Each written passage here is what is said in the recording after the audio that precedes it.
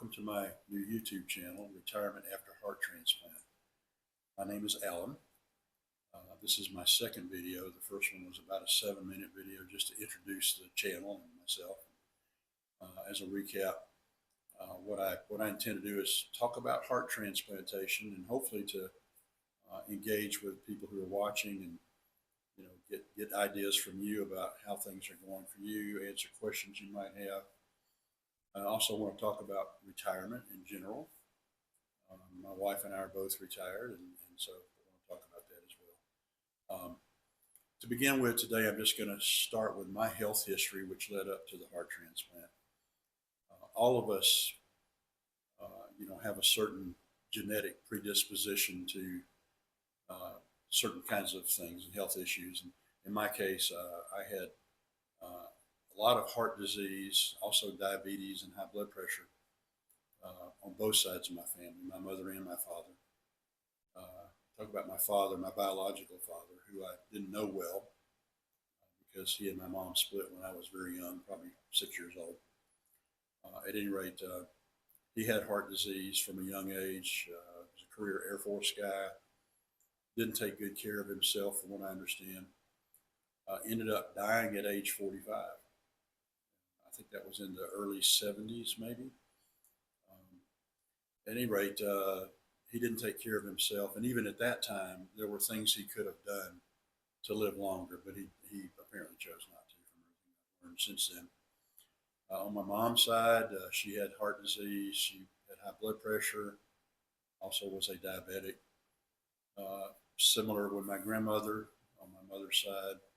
So I had this in the family. Personally, I was diagnosed with high blood pressure around 1983 at a young age, early 30s. Managed it well. If you've got high blood pressure, you probably know that it's one of the easiest things in the world to manage if you'll just simply do the things you're supposed to do. Take the meds that they prescribe you, do other things that you can do, exercise, eat healthy. In 1986 or thereabouts, I was also diagnosed with type 2 diabetes. And I was put on pills for that for quite a long time. So, what I would suggest is, do anything you can to help mitigate, the genetic predisposition that you might have. There are things you can do to help, and I encourage you to do that. If you're watching this and you're young, you're not too young to start doing something to protect your health and to stay on top of it. If you're already older, it's okay. You still should do all that you can, to protect your health situation. At any rate, so that's when I got blood pressure, diabetes issues, and those are major contributing factors, risk factors for heart disease. By age 37 in 1992, I had my first heart attack. I had what's called the widowmaker, and they call it that because about 50% of young men in particular, ladies too, I guess, but primarily men, who have a heart attack in that particular region of the heart when they're young, they die. So they call it the widowmaker. Specifically, it's in the left anterior descending artery, coronary artery of your heart. In my case, that artery was just about fully blocked. Had a severe heart attack, ended up with significant heart damage, which is one of the things that put me on a path to eventually needing a heart transplant. Don't think I really knew that at the time, but because of the heart damage from there on out, there would be issues. At any rate, had no warning before the heart attack. Had been to doctors having, my health managed and other things, the blood pressure, diabetes, had never seen a cardiologist.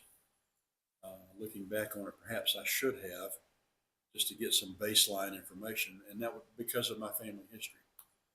Didn't do that. So it was a big surprise when it happened.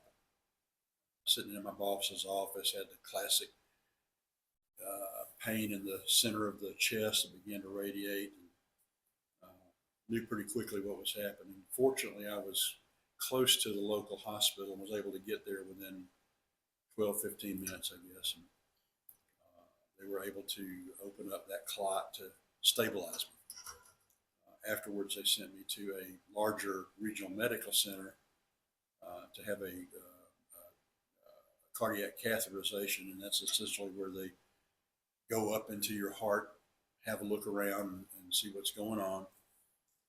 And in my case, when they did that, they saw that the left anterior descending artery was nearly fully blocked, and they opened it up with a procedure called angioplasty, which is essentially sticking a balloon into that part of the artery and opening it up, and that opens up the artery.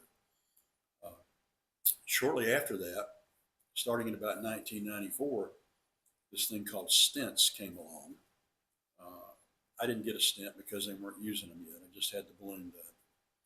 Stents, a lot of things I'm talking about, you know all about if you have cardiac problems, but I'm going to talk about them because not everybody knows. Stents basically are devices that they put in your arteries or your vessels, and they expand, opening up your artery, allowing blood to flow through it. I didn't have that. Again, they weren't using them yet in 1992. They were still being experimented with. At any rate, it was successful. After about 3 months, and cardiac rehab, getting out, walking, just different things that I could do to get my health back up. I went back to work after about 3 months, and everything was pretty normal. In spite of having heart damage, significant heart damage, I adjusted. Your body tends to adjust to these things, and I simply adjusted to it and went to work. Could do anything I wanted to do. Was very active physically. My wife and I, wife of 50 years now, by the way, Catherine, have always tried to be fairly active physically, and so we were able to do pretty much anything we wanted to do. That's kind of the history of how I first got to my first heart attack. I'm going to cut it short in a minute here and talk about more later because, again, I want to keep these videos short. I will mention this regarding the heart damage. Essentially, when I had the first heart attack, it resulted in me having what's called an ejection fraction, EF, of about 30 to 33%. Now, that's not 33 out of 100. 55 to 60 is the normal ejection fraction for a healthy heart. So I went from that down to 30 to 33% and lived with that and felt fine.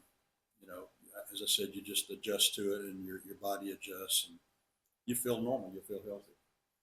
So that's kind of how things happen for me to get up to that point. I'll talk a little more later about further things that happened heart related and how I eventually got to a heart transplant. For now, I think I'm going to get back to looking around to seeing what's going on with this major winter storm that we're all in the middle of right now. I spent the last couple of days getting ready for that around here, put a generator out on the porch and made sure the chickens had enough food and water and various things like that. So we live on a home out in the country with 12.5 acres of land, and keeps us busy, taking care of all of that. So I'll be getting back to that shortly. At any rate, I thank you for stopping by and listening. If you found this to be helpful or interesting in any way, I'd appreciate it if you would like and subscribe to my channel. And other than that, thanks for listening, and we'll see you next time.